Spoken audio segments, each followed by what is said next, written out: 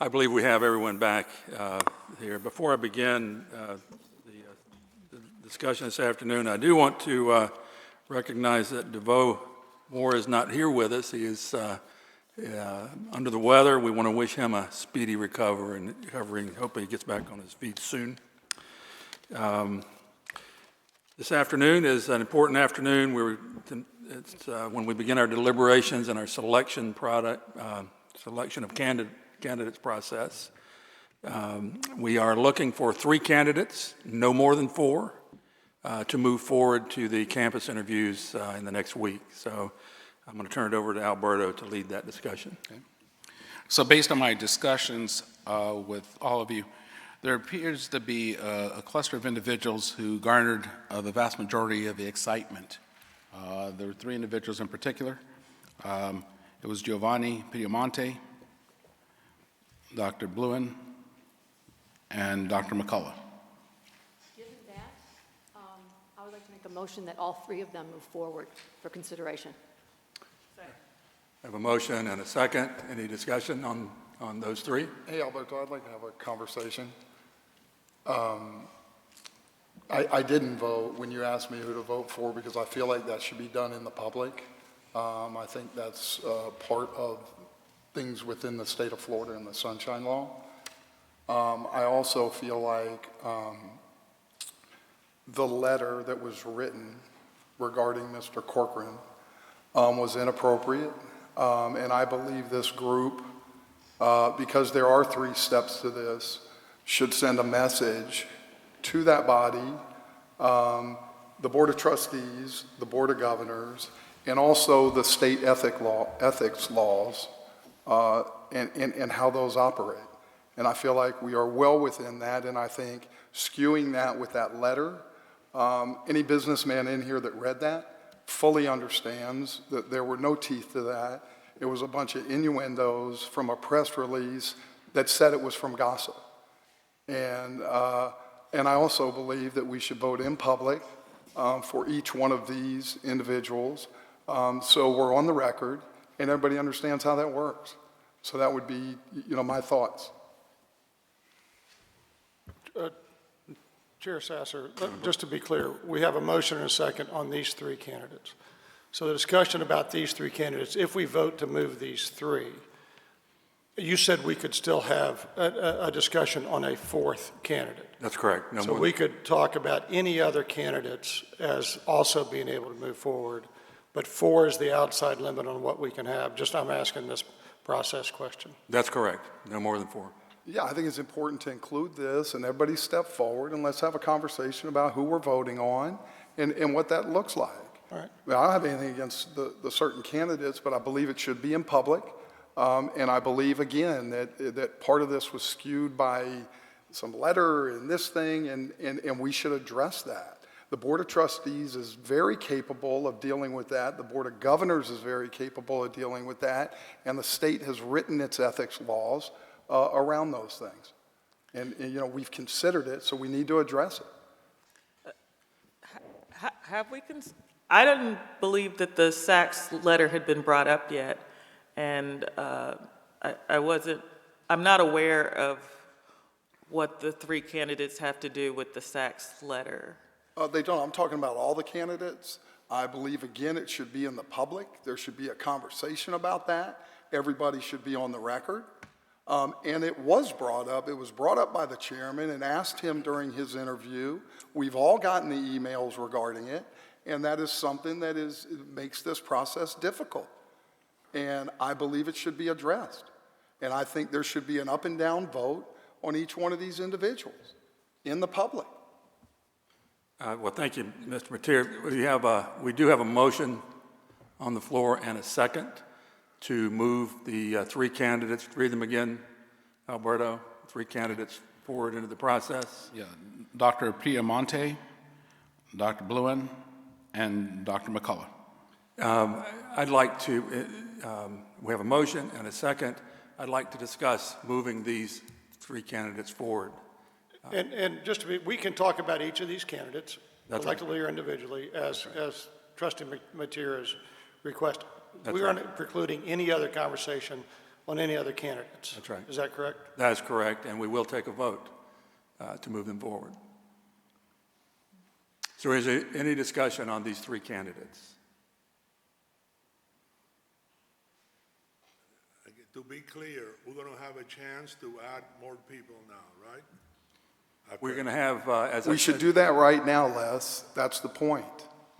Look, the old, hey, we're going to vote, and then, hey, the meeting's over. Look, let's deal with this right up front. I mean, that's what we're here for. Everybody's on this committee for a reason. The Board of Trustees know how to deal with this as well, and so do the Board of Governors. It's the responsibility that we take when we sign up and do this. And it's important. there's a motion on the floor to move, and a second to move this forward. I'd like to have discussion on it. I'd like on that motion, and then I'd like to take a vote on moving that forward. Is there any more discussion on these three candidates? Moving them forward. Can we take a vote by raise of hands? Chair Sasser, I want to be sure that we're clear, because I think Trustee Mateer's points are well placed, but I think we're being consistent with what he's saying. This is the time to discuss each of these candidates.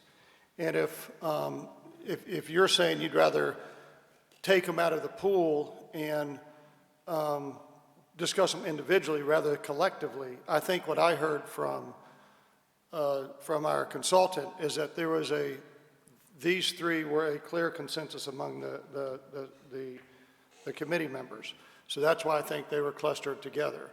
If nothing in this process precludes from talking about any of the individual candidates, who would be the fourth addition to it? That's right. Let's do it now. I'll move to add Richard Corcoran to the 3 to make it 4, and let's have a conversation about it. I second that, But there's a motion on the, whatever No, it is. I amended the motion. I've amended the motion to add Richard Corcoran, and I have a second. And let's have a conversation about it. Because again, I believe that letter needs to be addressed. I believe this committee should send a message to anybody that would interfere with what we're doing and write a letter like that. It's not appropriate. And the laws are written for that, and there are the Board of Trustees and the Board of Governors who will deal with this. This is an early step in this process, and this should be dealt with. So, Mr. Chairman, Yes. it's Eric. So, if I may.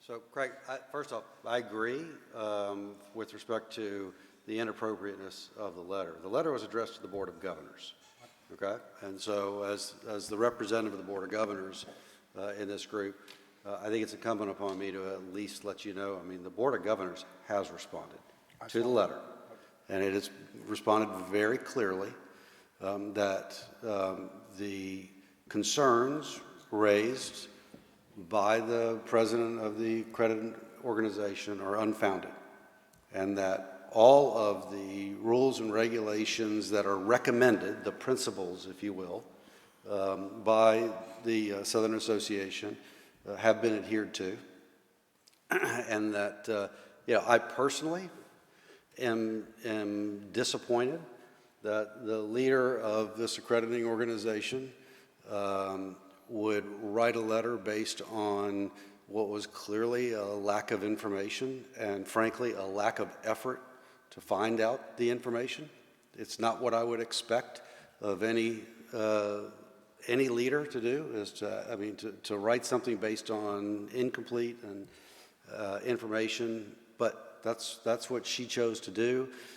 But I can tell you that at least for this person, this letter had zero influence in my thinking about the best candidates. I can't speak for anybody else on this. Whether or not we all agree that it is appropriate or inappropriate for the letter to have been sent, that's individually, but I can tell you the Board of Governors has responded, right, very clearly. And so there is, and I'm personally very proud of the fact that I think this whole process has been transparent, it has been open, and there's nothing from a standpoint of how the candidates were considered that gives me any pause. If anything, I've been disappointed on the fact that there have been a number of of people who have expressed their opinions from the public, who clearly came from a position of strong bias to start with against Richard Corcoran, simply because of his past position as Speaker of the House, presumably. At least that's what they said. I'm proud of the fact that the committee took all considerations and all candidates who met the criteria, and he clearly meets the criteria to be considered and to be part of the slate of candidates, and the fact that this committee kept an open mind and objectively looked at his candidacy along with everybody else's, I think we have nothing to be ashamed of and frankly to be proud of. And this letter that was sent is irrelevant. Yes, Period. it's not just the It letter. is irrelevant to Right, no, it was relevant, number one, and it's not. It is irrelevant from this person's position, of the decision-making on it. Understood, but we haven't discussed we had interview questions that were written for us, and we have not had any discussion about any of these. I believe that, hey, we're picking a lot of number twos. And to run a university, to run a company, it is very different to be a leader that runs across the board than to pick somebody that can come in and talk to you about research. Okay. And those are important factors. I think today we heard, hey, we're not against the universities in Florida. We should be partnered with them. The University of Florida should help us get in the AAU. You know, I donated $2 million to the University of Florida Medical School personally because they helped a friend of mine's son who died of cancer. And so I believe that there is a connection, and that's what I heard. It's not us against them, it's us against California, New York, and Pennsylvania. And we haven't had a conversation about that. We haven't had a conversation that we don't have anybody on that slate who's run a big organization. That's complicated. Trustee Mateer, I hear you, and and Governor Szilagyi, I appreciate your comments. I think they're spot on. We have run a very transparent process, and I think we're still. I know we're still in that mode. There will be chance to talk about what you're just talking about, Mr. Mateer. Right now, I have a. When are we going to talk about it? You're about to vote. No. We are. I said in the beginning there would be the role of this committee is to. I'm talking about the people that are on the slate. So we have 4 people on the slate right now. Let's have a conversation about them. We have 3 people on the slate. We have a motion for a 4th that was seconded. And then we need a vote on the motion to amend. There's not been a vote on the motion to amend, so it hasn't been amended yet. Yeah, and we haven't talked about the 3 covenants. And again, I don't want to be the one that says everything, but let's talk about the clients. We did a secret vote and didn't talk about the clients, and now we're about to vote who's going to move forward. I don't believe that's the way this is supposed to be set up. We want to get to 3 candidates, no more than 4. The process that we've used is to identify the candidates that we're the most excited about. Okay, well, let's talk about those candidates. Let's talk about them. If you'll bear with me, there was a motion to move them forward, a second, and my next comment is there any discussion about moving those 3 candidates forward? Yes, and then I put forward a motion, and I had a second to amend it. So we should call that one to a vote, Mr. Chairman, the motion to amend. Well, there's no amendment that's been Either go forward approved. as amended or with the original motion, depending on how that vote goes. We haven't voted on that amendment. I mean, the protocol or the order. We're going to vote on, I think if you slow down, I think she's saying we need to vote on your amendment. No, she's not. I'm saying that we don't need to vote on my amendment because the other thing has not been voted on. I'm changing that, and I'm making it to be 4, not 3. We didn't vote on the 3, and I'm saying it should be 4. And we can vote on that. So it's the 4 or it's not. There was a motion and a second, and then there was a motion to amend in the second. And the protocol is to vote on the motion to amend at this point. So the motion to amend was to add a 4th candidate to the list, in addition to the 3 that So we talked we about. should talk about all 4. To add Commissioner Corcoran to that list. Is that I didn't say that as well as how would you say it? A point of order would be, we don't really have an amendment, so my motion is for those 4 names. Can I have a second, Les? Second. Okay.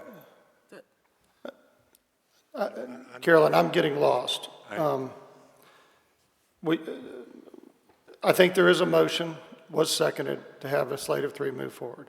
There's now been a motion to amend and a second to amend. Correct. I think, if I understand what we've been doing over the years, we now have to vote on a motion to amend, and either that gets an up or down vote. If it gets voted up, then we have the motion now would be including all 4. If it gets voted down, the original motion would be just to have 3. Is that proper process? I was with you until the very end. The motion to amend needs to be voted up or down, and then you go back to the motion either as it originally was or as amended, depending on that outcome. That's right. I'm not sure if that's what you said at the end or not. Okay. And since we're on the second, don't we get to discuss the amendment now? Yes. Right. Yeah. So the motion to amend is to add Richard Corcoran to The A slate. slate of the 3. slate of 3. Is that right? Yes. And we had a motion and a second. Discussion.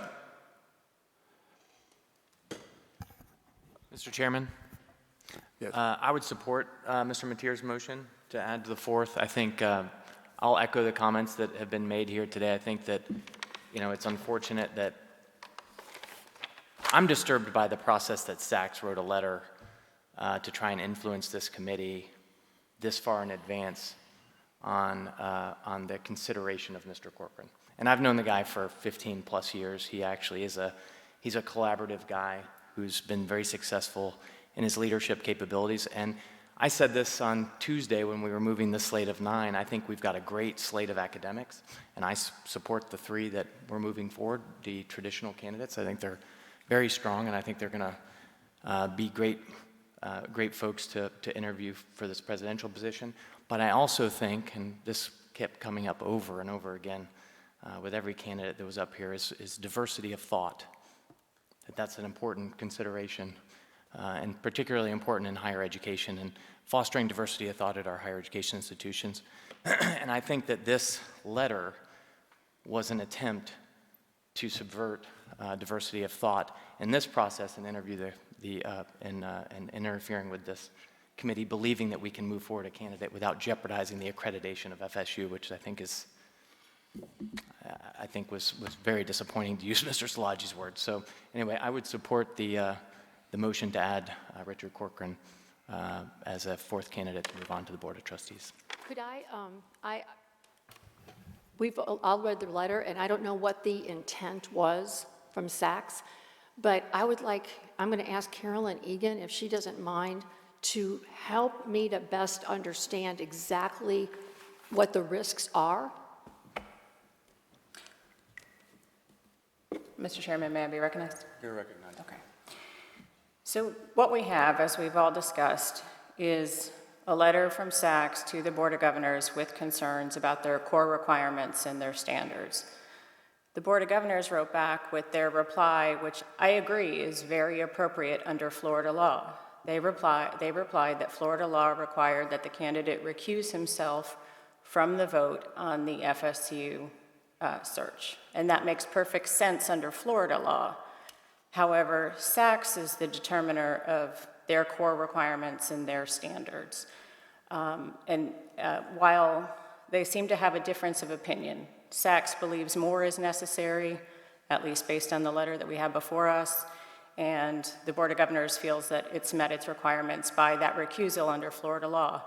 They can both be correct. Both of those assertions can be correct, and with all respect to my colleagues and friends at the Board of Governors, they're absolutely correct that Florida law mandates exactly as they replied. Florida State is also accountable to Sachs, and Sachs is the person who decides how their regulations are interpreted.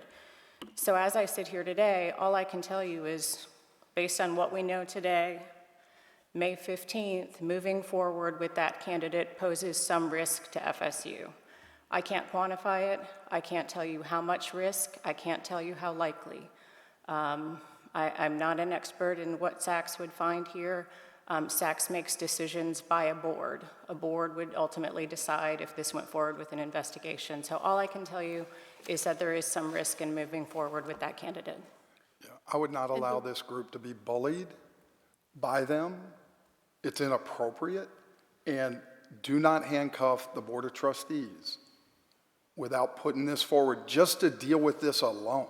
Even if you don't like Corcoran, that's fine. We should have the opportunity to address this, and I think the state of Florida would be better for us to go ahead and deal with this, and so everybody understands what that is. It's not going to put this university at risk.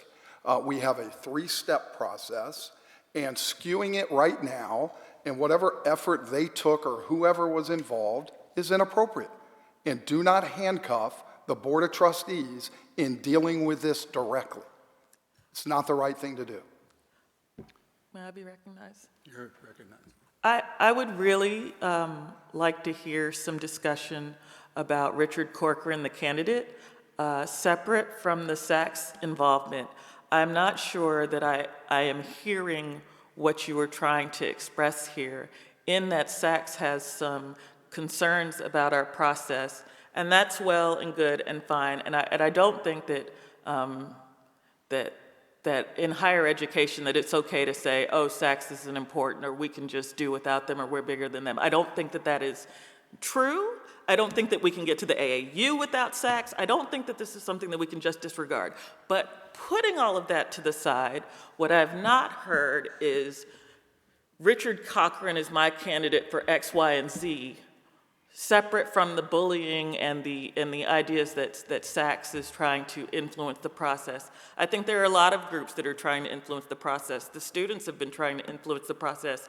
You know, the faculty have been trying to influence the process. We're all stakeholders in this FSU game, and I think it is entirely appropriate to put forward what you think is best for FSU based on your constituency. So I don't find that to be inappropriate at all. What I don't or didn't hear personally was that Commissioner Corcoran had a deep understanding of how to get us to AAU and to the research and that's my opinion of what I heard of him. And so I would like to hear some advocacy of how you felt that he fits the bill for what FSU needs to move forward, as opposed to this SAC stuff, which I think is in some ways a distraction. Yeah, I mean, I'll be happy to comment if someone else wants to comment regarding Commissioner Corcoran. Again, I think every candidate that came forward indicated that money is the most important piece of this process. I think Florida State has a rich history of having people who are connected. I think one of the biggest values of this university is that it is in Tallahassee. And I believe he has the capability and the ability to get us the funding and to do the things that we need to do. So, I think he proved that. As the doctor from Maryland said, hey, be careful what you wish for on that AAU, because that's a process that costs a lot of money, and it's very difficult to get there. And what I heard him say, which I think is appropriate, is, hey, the University of Florida and the University of South Florida should be helping us, and we should be partnering, and we should be going to the Mayo Clinic and doing these things, but you have to have resources. Every single candidate said that. And in the state of Florida, he is without question the best person to get us there, and we have a long history of people being able to do that and moving this University of Florida forward. And having a number two person who's never run something like he's run is, I believe, a mistake. Sorry. Thank you for your comments, Mr. Mateer. Governor Szilagyi, you're recognized. So, Mr. Chairman, and I'll leave it up to the committee, but since this question about the letter and whether or not what the response was, I don't know that everybody's had the benefit of actually seeing the response to the Board of Governors. If you would like, I could read it into the record, so at least people would understand. You have it? I can pass it out. Fine, because I think it is the Board of Governors, the chair of the Board of Governors, Chair Kitson, has made it very clear that the Board of Governors will take no action that could place the accreditation of Florida State University in jeopardy. That is actually stated in the first paragraph, definitively. And then beyond that, I think the arguments as to why that is the case are laid out very clearly, and how this process, as well as the rules that preceded this process, were put in place, meet all of the requirements as recommended by the Southern Association of Colleges and Schools Commissions of Colleges. So, I would encourage you to take a moment, read the response. I think it does go to at least the perceived risk when it comes down to the accreditation, and based on the general counsel of the Board of Governors and the Chancellor and the Chair of the Board of Governors, and those of us on the Board of Governors who have reviewed this, there's not a risk of losing accreditation. There still may be criticisms regardless, but that, everybody's entitled to their opinion. Thank you very much. Chairman Sasser. Yes, you're recognized, Liz. Okay. I don't think that the vote we're taking now is to elect a junta of 3 or 4 people that are going to manage the university. What we're doing, and I'd like to have discussion also on the candidates, is making it down to 4 that are going to be discussed here, and they're going to be discussed on campus next week, and they're going to be discussed again at the Board of Trustees. And with the 4 candidates, we give different choices to the trustees, 3 of you that are here today, that will have the final choice to pick one person. I myself am a little worried that 2 of the candidates come from private university. Yes, one comes from Harvard, the #1 university in this country and probably in the world. But the world of being in a private university, which I was the chairman of a small private university, is completely different than being in a public university that has to depend on the legislature and the governor of the state. So we're not crowning anybody. We're just having the next step to discuss more, and then hopefully today, and then we send it to campus, to different people that are, the different organizations that have a lot of stake, that are going to interview the candidates, and then we are going to reconvene next Monday, I believe, a week from Monday, and say, okay, Board of Trustees, these are the people we recommend to you. You pick from them. Mr. Chairman, Yes. I would like to just hear more about Mr. Corcoran's qualifications for the position, if anybody would like to offer that. We spent months developing a candidate profile, and from what I've heard one comment about his ability to fundraise. While there are many other qualifications that we're looking for in a president, we haven't heard anything about his commitment to student success, his commitment to diversity, his commitment to Florida State. I feel like his apathy towards SACS speaks a lot about, his care for Florida State, and that he just doesn't really have that much of a concern for the future of the university or its accreditation. So I would like someone to speak to that. Thank you. Any more comments? Would someone like to speak to that? Chairman Burr, you're recognized. Well, I have more comments, not an answer to that question. Sorry. But I'm going to work on process, because I think we're getting down the wrong path.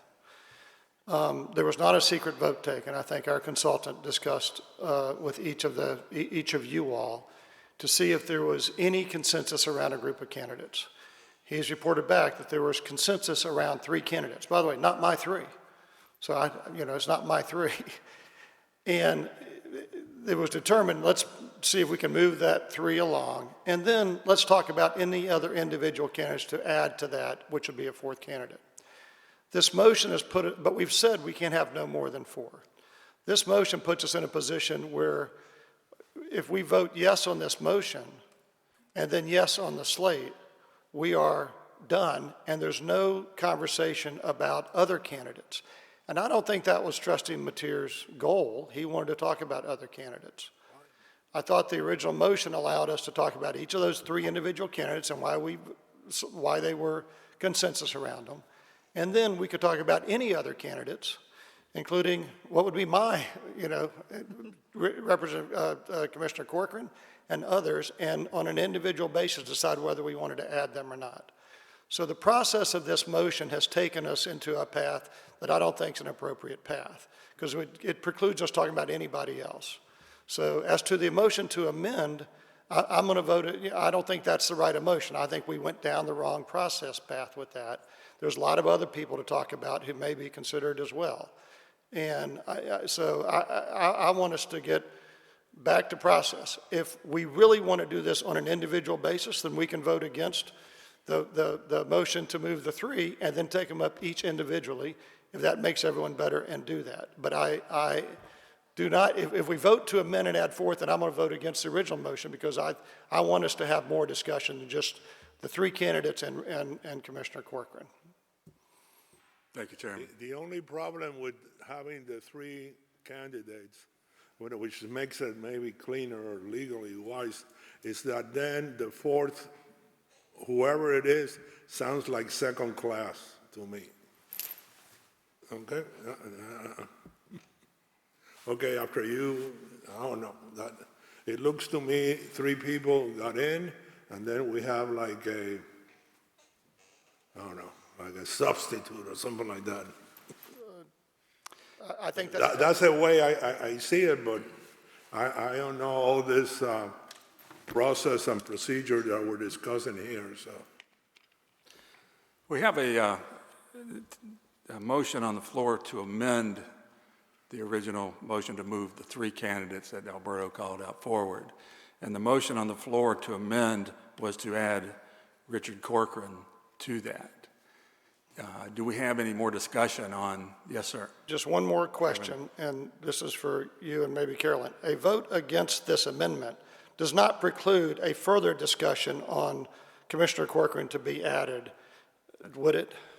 You're correct. Okay, I just want to be sure that I understand Yes. that. So That's right. You're correct. That's right. It does not? does not. The motion to amend would add Richard Corcoran to the three candidates that we had referred to in the first motion. Right, but preclude, Mr. Chairman, just to be clear, but preclude the opportunity to discuss any other candidate who might be included as four. That's correct. So, I mean, so to be clear, if this motion passes, then we are done. That's correct. That's correct. Well, Yes, because we are not setting more than four people. We would have, sorry. Go ahead. We would have four candidates, but that motion still has not been voted on, so we could vote that motion down and then do a But different. what I was saying is, if that process. motion passed, If the amendment passed. if it the goes- amendment passes, we are done. No, it adds to the first motion, which we haven't yet voted on. So that would mean we would need to vote up or down the four. If the amendment passed, we would have four candidates that we would then discuss to approve or not, to move forward or not. and if that motion passed, then we would preclude any further discussion. So, Exactly right. Correct. but if the motion to amend doesn't pass, we can still have discussion about adding Commissioner Corcoran. Exactly. I asked that question, I was told yes. Or anybody else. The original motion put forward three candidates that, if that passed, we would have a discussion on those candidates, and if that passed, then we would ask for discussion. Is there anybody else that we'd like to discuss? Anyone that we spoke to. Could include Richard Corcoran, could include anyone else that we've interviewed, to be clear. Is there any more discussion on the motion to amend?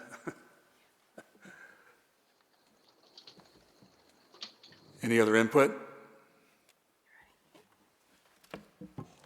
Are we You want to call for a vote? call for a Call vote? the vote. Call the question. Call the question. Chairman Sasser. I think we're going to vote by hand, aren't we? Yes, yes. Thank you. By show of hands, all in favor of amending amending to include Richard Corcoran amongst the three that would move forward. I'm probably, I think we understand. excuse me. To amend the motion. All in favor of amending the motion, raise your hand.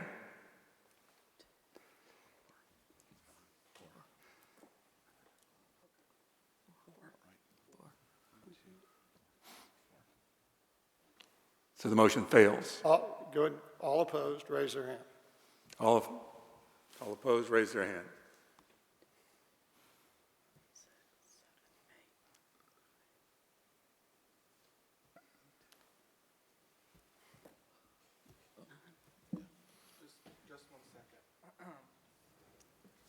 We have one person not. We have Ms. Lenore is voting no on the motion for the official record. Motion fails. Motion fails. Thank you. So back to the initial proposal. There was a motion to move forward, three candidates. Say them again, Alberto. The original motion was to promote Peter Monte, Dr. Bluen, and Dr. McCullen. To move them forward into the three into the campus interviews next week. Pardon? Discussion. Any discussion? I found all three of them to be great leaders. They've proven themselves in the academic world. They understand research. They understand how to get grants. And I think all three of them can get us up to the next level. So we can talk about them individually if you'd like, but I was impressed by all three of them. Thank you. Other discussion? I was also impressed by all three of them. I particularly liked their entrepreneurial background as well. I think that is something that will serve us well at FSU. I was impressed with their level of research, international, federal, and regional work that they had done in the research area. And as a representative of the faculty, that is one of the things that I have been asked by numerous people on campus to look for in our next president. Not necessarily an academic, but someone who understood the research realm. Thank you very much. Is there any more discussion on the three candidates? But we're not going to discuss them. Are we going to discuss them, see what we think about them? Well, they're all We together. like one better than the other one, or what's the? They're all together. I'm asking, what's the process? The discussion is about the motion to move these three candidates forward into the next step of the process. Yeah, I would implore us to look at someone who's actually run an organization, of the size of FSU and the complexity of a business that runs like this and understands the funding and the governmental pieces to move forward with this university. And again, we've slated people who have not done that. Thank you, Mr. Mateer. Of the three people, I like, I don't know if we rank him or whatever, Dr. Bluen the best, because he comes from a public university in the southeast United States, ACC member, which is a sidebar to it, that understands what our funding, number one funding source is the state of Florida. The legislature and the governor is the number one in our budget, and that's something that we have been very successful in the last couple of presidents. The last four presidents have, 3 out of 4 have had legislative experience down the street here, and that is a challenge that is not number one. We have NHI and USDA and all those things to get funds. Number one fund nowadays is the state of Florida. And I think that the Dr. Bluen being at the University of North Carolina a top 5 university, has the experience of having to deal with a state university and state money. Thank you, Mr. Pantene. Mr. Chairman, Yes. what I like about all of these candidates is their experience with medical schools, and I think that's something that FSU really needs to work on growing, especially for research funding, because as many of the candidates said, we're lacking in NIH funding, and the easiest way to get NIH funding is to apply for grants that have a medical application. And with our smaller College of Medicine, at this point, it's harder to get those grants from other colleges. So if we expand on our College of Medicine, then that can help us increase our research funding. Chairman. Thank you for your input. Any other discussion? Chairman. I'm sorry, yes.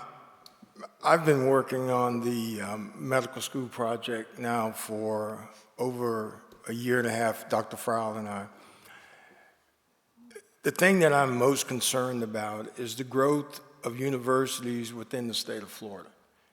If you look at FAU, FIU, UCF, South Florida, Florida State, the University of Florida, Bethune-Cookman, Florida A&M, there are only so many resources that the state can give us. I mean, we used to have basically 3 or 4 institutions.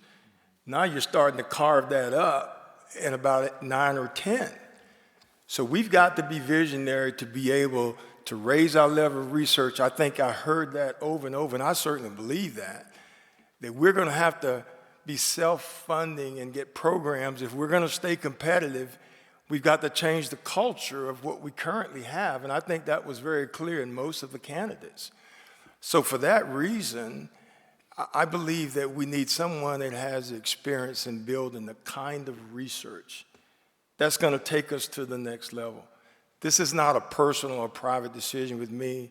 I've been working in this area now for a good while, and I know what's on the table. Just to give you some idea, we're expecting a population growth of 300,000 less than 2 hours from here. Our hospital has already been involved in securing land to potentially place a hospital in that region. We know that we can grow the College of Medicine through those efforts. And if I heard one common theme among everybody today, it was that medical research and biomedical research gives you the opportunity to fund your dreams. And so that's something that I think requires a knowledge base that is a life experience to be able to handle that. And so for that reason, that is the reason I supported those candidates. And to be quite frank, you coming into the day, Dr. Piedamonte was nowhere to be found in my list. So I've tried to be objective in my assessment of this based on who gets us to the next level and sustains us over the next few years. Thank you, Dr. Camps. Yes. May I just add something else that was important? This actually wasn't my list either, but when you look at the way that the university is trying to grow, something else that was impressive about, especially Dr. Blauen, is that you have to do all of these things, but not at the expense of who Florida State is already. And so I do think that the candidates that were pushed forward have that vision in mind too, and that's important. Thank you, Dr. Frowell. I think everyone's had input on this. At this time, I'd like to call for a vote on the motion to put these 3 candidates forward. I'd like to do it by show of hands. All in favor of pushing these 3 candidates forward, please raise your hand.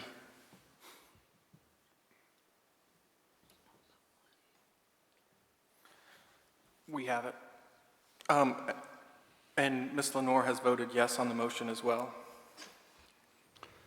All opposed, please raise your hand.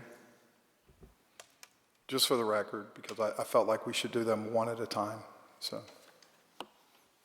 Thank you. Motion passed. Yes, sir. Motion passes. Thank you.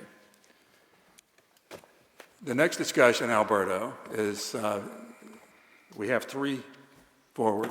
Is there anyone else that we would like to discuss to be potentially added to the list? I'd like to add Michael Young. Second?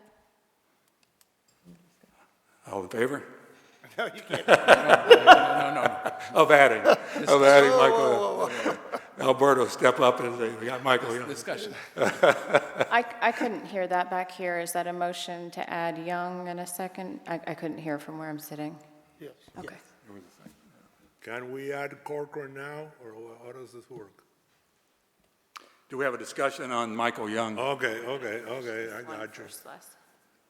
Will it go forward or not? In this part, We will discuss more candidates. right? I will ask for other input, so. Yes, sir, Mr. Chairman. I'm really thinking process. That's all I've stayed on is process.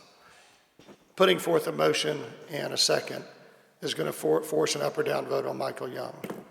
If we vote yes, we're done. If we vote no, we continue.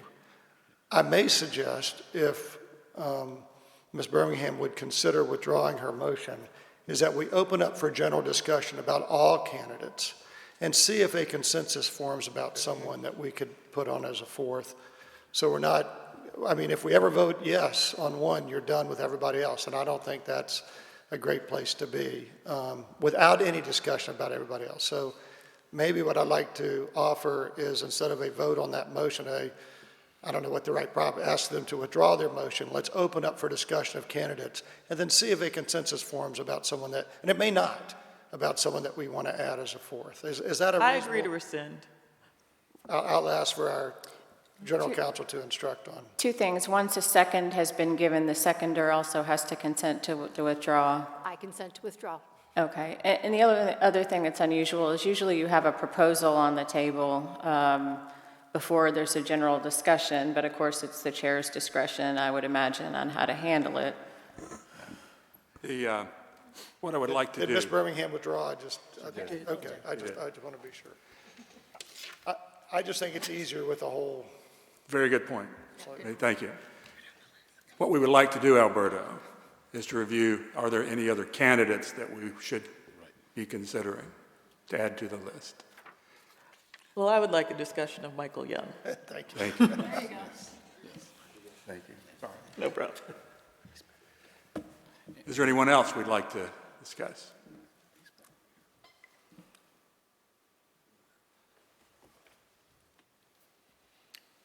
Mr. Chair, can you clarify, is it discussion around, are you asking if there are other candidates that you want to discuss? Are you asking to discuss specifically Michael Young?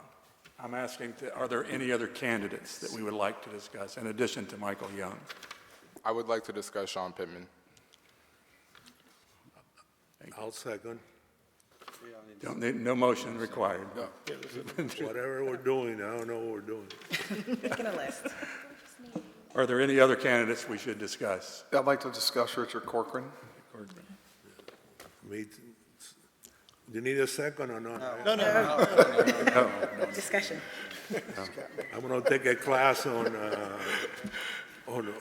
what's his name? FSU offers it. Rule of order. Robert's Rules of Orders. FSU offers parliamentary law, Mr. Pantene. Yeah. Greg I can tell I've Pfeiffer, never been to law school or close to it. Greg Pfeiffer, who taught it to me in undergrad, has died, but I think they still offer it. We have had requests to consider Michael Young, Richard Corcoran, and Sean Pittman.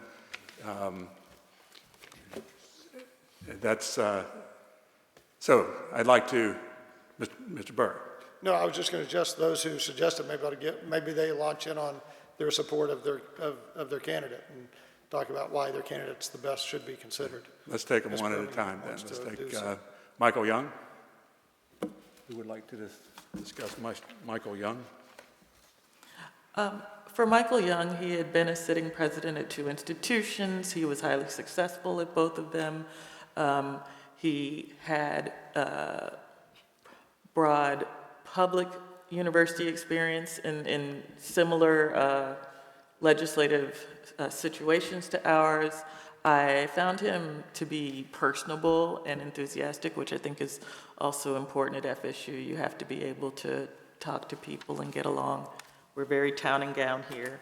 And so we've spent an hour with him, and I thought it would be worthwhile to hear a bit more from him. So, You recognize Governor Szilagyi? just to correct it, it's 3 institutions, right? 3. Oh, It's all sorry. Washington. Yeah, okay, just wanted to Yes, make sure. thank you. It was. Thank you. Any more discussion on Michael Young? The only thing I wanted to add is I had concerns about him because he had been a president at 3 different institutions, and he'd been at Texas A&M for 5 years. And I wanted to know, why are you seeking another one? Why did you step down? And Alberto looked into that. Is it appropriate for you to tell the group what happened? Right. I mean, he chose to step down at the end of his contract period in order to pursue other opportunities. The state of Texas has changed its direction in terms of the contracts that they offer their presidents. There was an article that was published that made it really clear that they sought to extend and continue with his employment, the system, but that the contract structure now in the state of Texas is such that they no longer offer contracts to the presidents. And I believe that influenced his decision. Thank you. Thank you. Any more comments on Michael Young? I'd like to add one more person. We asked the diversity question 9 times. And we have all men, and thank God that at the last minute we have a black man. I'd like to add Marianne Rankin for discussion, so we do what we preach. I'm agreeable to do that. Yes, Okay? I'm agreeable to do that. Any more discussion on Michael Young? Anyone? If we take them one at a time, maybe we can. Second was, who was? Sean Pittman. Sean Pittman. Discussion of Sean Pittman. So we heard yesterday in public comment that there was an overwhelming amount of student support for Mr. Pittman. A lot of people came in here and spoke up highly in favor of Mr. Pittman. His credentials speak for themselves. A lot of the qualifications that we're looking for in the president profile, Mr. Pittman fills those boxes. Not to mention his experience and expertise in navigating state and federal government, something that we will need in a president of this university, professional fundraising experience, commitment to the student body. I just feel like we'd be doing a disservice to FSU and the student body not to consider Sean Pittman to be the next president of this university. There is a campaign run by students that has nearly 600 signatures supporting Sean from students, alumni, community members, faculty, and staff. So the community is supporting Sean, and we would be doing a disservice to our Florida State community by not at least considering him to be the next president of this university. Thank you. Any other discussion on Sean Pittman? I agree with Mr. Hall.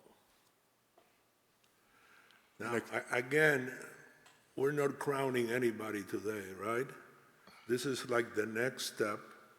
We're gonna get whoever 3, 4, 5 people are gonna get another look by people on campus next week. Leslie, if I may, through the chair. Yes, I wouldn't downplay this decision. okay. This is a major decision. We're going to limit it to no more than 4. You cannot accommodate more than 4 Okay, people on 4 campus. 4 people, okay. And this is the path to the presidency. Got it. So this is this is a major decision. So it is, we are crowning no more than 4 finalists. Okay. That is a significant decision and puts them on the We path to already the made that presidency. decision. Okay, that's Yes, fine. yeah. Okay, Thank you. got you. Thank you. Thank you. Any more discussion on Sean Pittman? Next on the list. I can go on, honestly. If no one else No, has you anything good. to say, I can continue. Mr. Chair? Yes, you're recognized. There is, Who is? who is speaking? Ms. Gibbs. I think it was Ms. Gibbs who was right. It's hard to, Right. but the speakers don't come from the same way Right. the person is, so you have to look. No problem. I just would like to add to the discussion that and to kind of add to Chairman Burr's comments, I think anyone we send to the next level, we need to be able to see them in the seat of the president.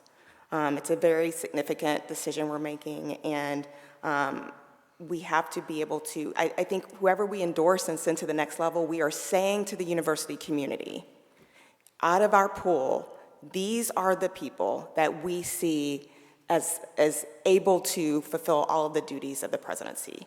So I just want to add that to the discussion as far as how we narrow, whether it's 3 or 4, and whoever it may be. Right. That is what we're communicating as a committee, as an advisory committee, to the community, that these are the folks that we believe can be the next president of the university. Thank you very much. Just to add a couple more points as to why I think You're Sean would recognized. be a great, thank you, Mr. Speaker. Sean has over 30 years of experience leading and supporting Florida State University, and that's something that none of the other candidates that we're considering can say or even come close to. He knows this university like the back of his hand. He's supported the university as well as the students since he was student body president at this university, and his commitment to Florida State University is unmatched. And I think that's something that we need in the next president of this university, someone who can come in and fully understand how the university works and won't take a year to get to know the campus, get to know the faculty and the students. Sean already has that. Furthermore, Sean has the experience with the Orange Bowl, and athletics is something that we touched on a lot. It's very important to this university in terms of bringing a spotlight to Florida State to highlight our accomplishments, not only in athletics, but in academics and research. And his experience with the Orange Bowl Committee is something that will bring great value to this university. And lastly, we preach and scream diversity, equity, and inclusion at this university. That's something that we're known to do, but when we're faced with the time to actually act on it, how often do we do that? Sean is a black man, and he has committed the majority of his life to Florida State University. And if anybody that we're considering can respond to the calls for social justice, equity, inclusion, and just understanding the diversity of Florida State University's campus and what the students and the university needs in a time like this where tensions are higher than ever, that's Sean Pittman. So again, I say that we will be doing this university a disservice to not consider Sean Pittman to be that 4th candidate that we send to the Board of Trustees. Thank you very much for your comments. The next person on the list was Commissioner Corcoran. Do we have any more discussion on Commissioner Corcoran? I have a question. You have recognized. Not really discussion, thank you. I would like to ask Carolyn Ego, I'm sorry, Carolyn, I keep picking on you. Does this letter that you passed out that I just read, does this mitigate any of your concerns, or are your concerns the same? The letter from the Board of Governors. You know, that's a difficult question, Pam, because we are caught between 2 different interpretations here. I know what SACS has said that they expect. I know what the Board of Governors has said rightly complies with Florida law. I was hoping we would hear back yesterday. The Board of Governors sent their response yesterday morning, and I was minute by minute checking my email, hoping that we would hear back something substantive from SACS. They did acknowledge receipt. They didn't say anything more than that.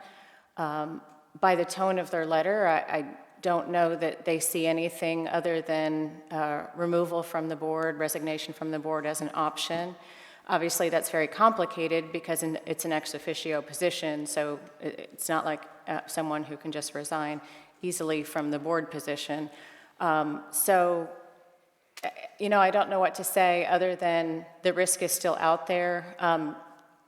I never didn't trust the Board of Governors to be mitigating the conflict on their side, if I can use a double negative there. I know that they would be addressing it. I know that they would never intentionally put FSU's accreditation at risk.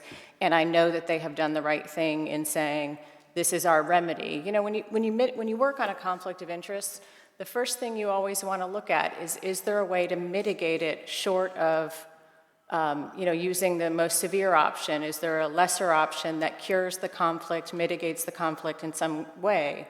And they have taken the right steps to do that. Now, the problem is the decision on whether that is acceptable or not is out of my hands, and it's in the hands of this outside body as the accreditor. So does it mitigate the risk? I always knew they would do the right thing, but I still have concern that that's not going to be enough for the people who award us our accreditation in this time when we're about to go back in front of the accreditors over the next 2 years. I hope that answers your question. Thank you, yes. Thank you. Through the chair. Carolyn, if I read that letter right, and I've read the response, and I think it's spot on, but the Sachs letter, I think, said there's concern that if the candidate doesn't withdraw from either resign from the board or withdraw from candidacy, is that university will be held in non-compliance. And I think it said non-compliance, therefore means you're either on a warning or probation as to your, I'm trying to understand what are the consequences. Is warning or probation as to what? We'd be warned that we would be out of compliance with the core requirement of SACS, which are the higher level requirements of SACS. The one that they cited particularly was a core requirement, and they would possibly deem FSU as being out of compliance with that.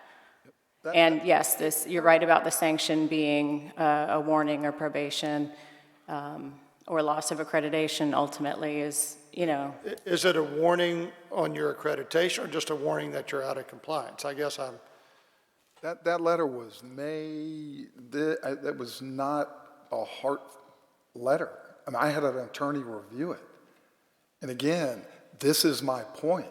Having this conversation, let's sit down and work it out. I mean, this board needs to address that there is a legislative component to making this university run. And again, to your point, I thought the interview was very clear about diversity, about his history, about running the education department for the state of Florida, and a background of what he's done. I mean, if he's not the guy, then the Board of Trustees will deal with that. But having this come up and these things happening, I believe we need time to be able to deal with that. So I'm saying, hey, we should allow him to move forward and deal with it at that point so everybody has a clarity to what is going to happen. They're not going to do anything at this point. And again, the letter is just a letter. And I think it's a mistake. And there is a legislative component to this that is critical to this university. I'd like to ask, is there any more discussion on Richard Corcoran? And Marianne, our next person put forward was Marianne Rankin. Any discussion on Marianne Rankin? Les? Just to follow our diversity question that we asked 9 times and have a discussion on her. And if it's not to the level of the other people, she's not, and we move on. I'll say something about her, although not, perhaps, if I'm recognized. Although she may not be the person that we saw in the top, she certainly addressed every single question with candor and honesty and did have a good grasp on what it would take to move Florida State to the next level. I thought she did an excellent job answering every single question and having a knowledge of where we are and where we might need to be, although I don't think that she perhaps is the best fit in the top 3. I agree. She had the 2 greatest quotes, right? I mean, without funding, it's a hallucination. And be very careful what you wish for when you chase that AAU. It's easy to talk about, but when you chase it, there are consequences and costs. And I'm all for it, but again, the Board of Trustees has failed to really address that and understand that research component, and I take responsibility for that being on the Board of Trustees. And as I learned through this, I was embarrassed for myself that we'd have Gary up there and we'd all pat ourselves on the back and say, wow, what a great job we're doing. We're at $100 million, and I should have paid more attention, and I should have known that we were lacking severely in what we were doing. And for that, I apologize. Any more discussion on Marianne Rankin adding to the pool for a 4th? I don't hear any. I think, point of order here, I'm going to ask a question. I think first we have to act on, do we want to add this pool, put this pool of candidates up for a vote? Do we want to add a fourth candidate? And then we could vote on the individual candidates. Mr. Chairman Burr? There's no clear answer to that. I think I think Trustee Mateer had said we should vote up and down individually. I think you can start that process. And if you get once someone's approved, you have a fourth candidate and you're then done. If you go through each candidate and you don't get one approved as a fourth candidate, then you end up with three. This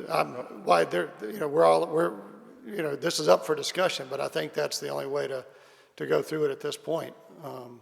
I'll move Richard Corcoran. Before we get there, can I ask one question, Chairman? Should we make a decision whether to add a fourth person or not?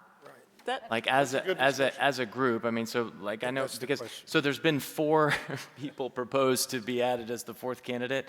You divide up the number of people on this whole committee, you can kind of, I don't know that anybody gets there, right? And especially if you're doing them in any particular order whatsoever. I mean, we've got 3 good candidates that we're moving forward that had consensus. I don't know, Chair Burr, Trustee Mateer, I don't know how many people you guys want to be interviewing at the next level, but I mean, I think it's worthy to figure out and maybe hold a vote first whether we want to add a fourth person or not.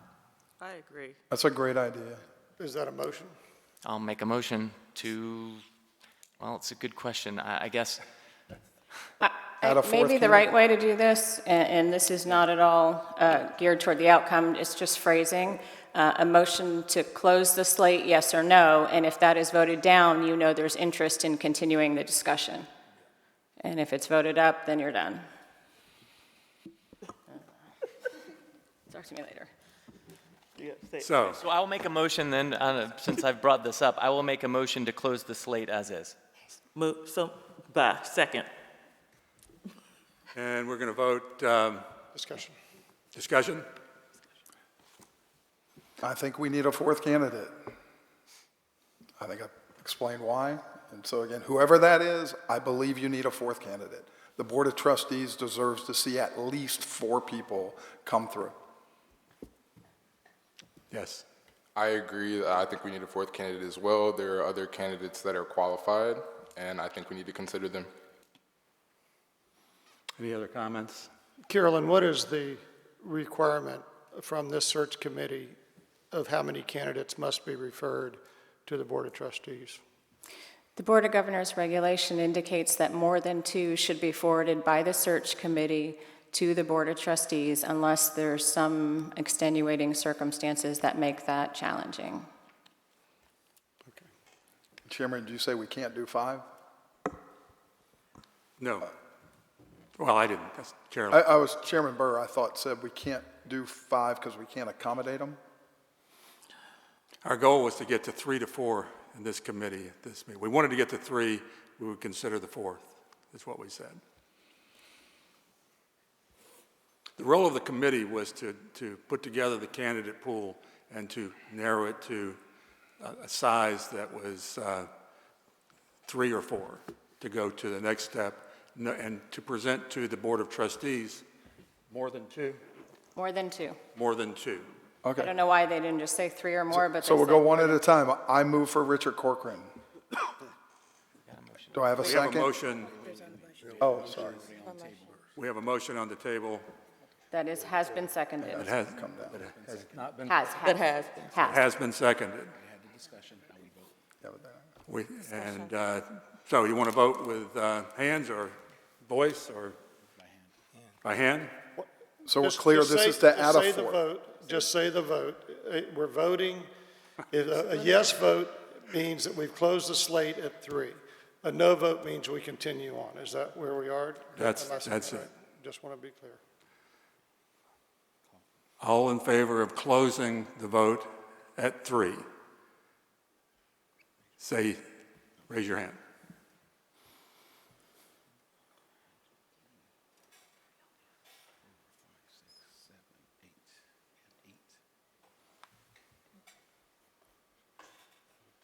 you please continue to raise your hand, because we have to keep a record of it. 2, 3, 4, 5, 6, 7, 8. Ms. Lenore votes to close at 3. That's 9. All right, did you capture all the names already? Yes. Okay. All right, so the results? All opposed to closing at 3? 1, 2, 3, 4, 5. Yes, I have it. The motion to close passes. The motion to close passes. So these are the 3 people? Okay. We're going forward 3. Moving forward with 3 people. Mr. Pantene, could you talk to us about next steps? All right, so next steps in the process now involve us inviting the 3 candidates to come forward next week to participate in an all-day interview process. Each candidate will be given 1 day, and they will meet with different constituent groups throughout the day. It will be an all-day process. The other candidates who were not advanced will be notified today of their status, and then we will work with staff to implement the interview phase for next week.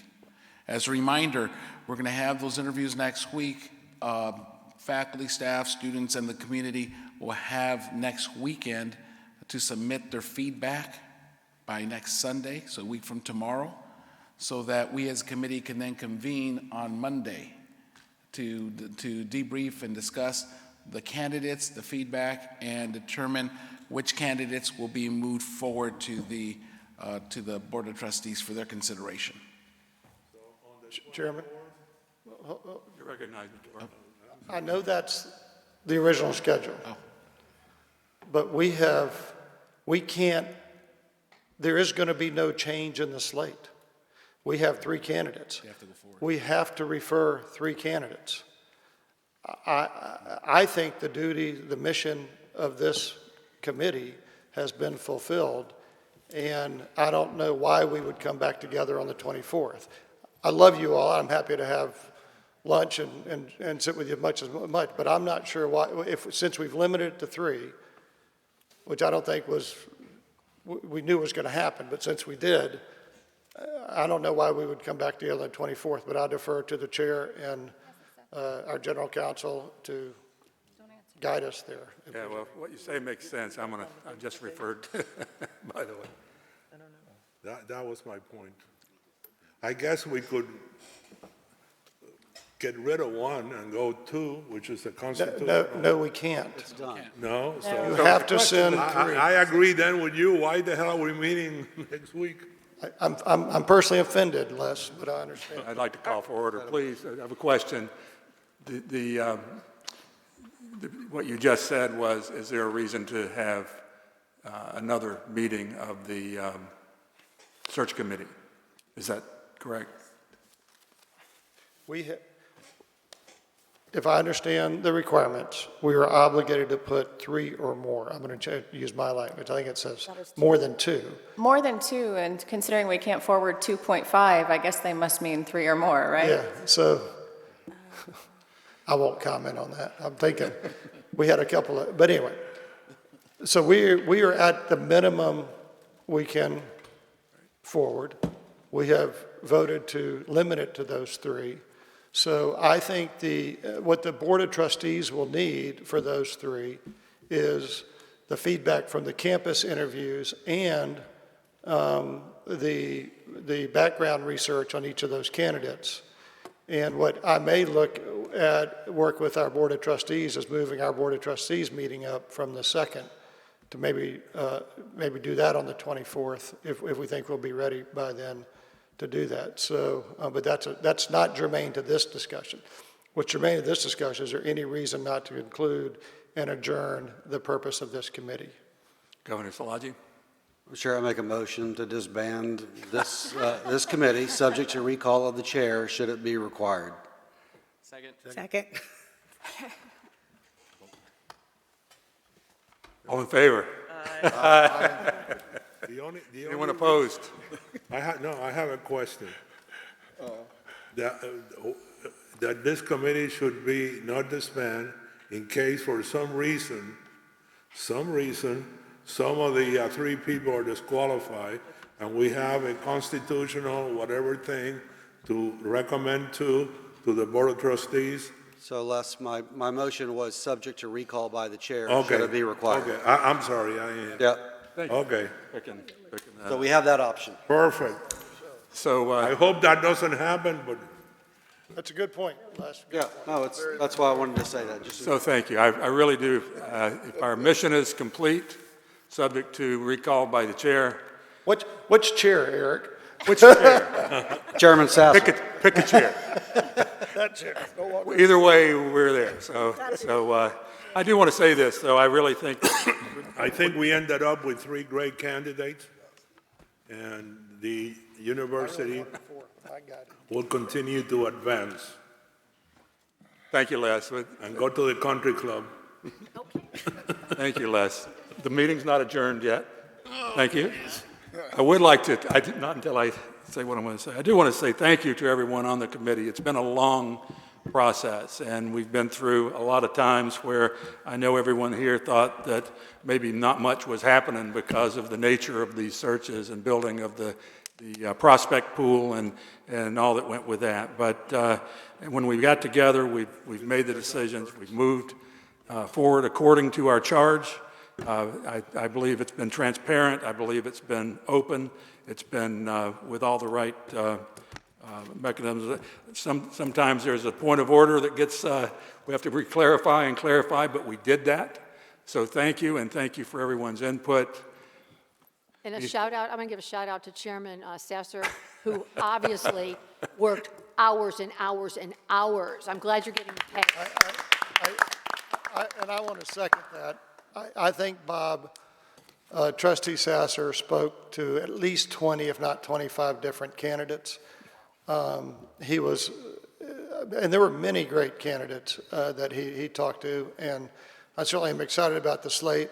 You know, there's always going to be someone else we wish was on there. I mean, I'm going to leave wishing someone else was on there, but we have three great candidates, and Bob, I've sat in that seat, and I wish I had discharged my responsibilities nearly as well as you did, because you did an outstanding job as chair, and thank you very much. Well, thank you. If nothing else, I'm fiercely going to get to the end of the job here. So I'm in pursuit of the right things, and I think we all, as the search committee, did that and really thought hard on the qualifications of the candidates, and I'm really proud of what we've done here. So thank you so much, and meeting adjourned.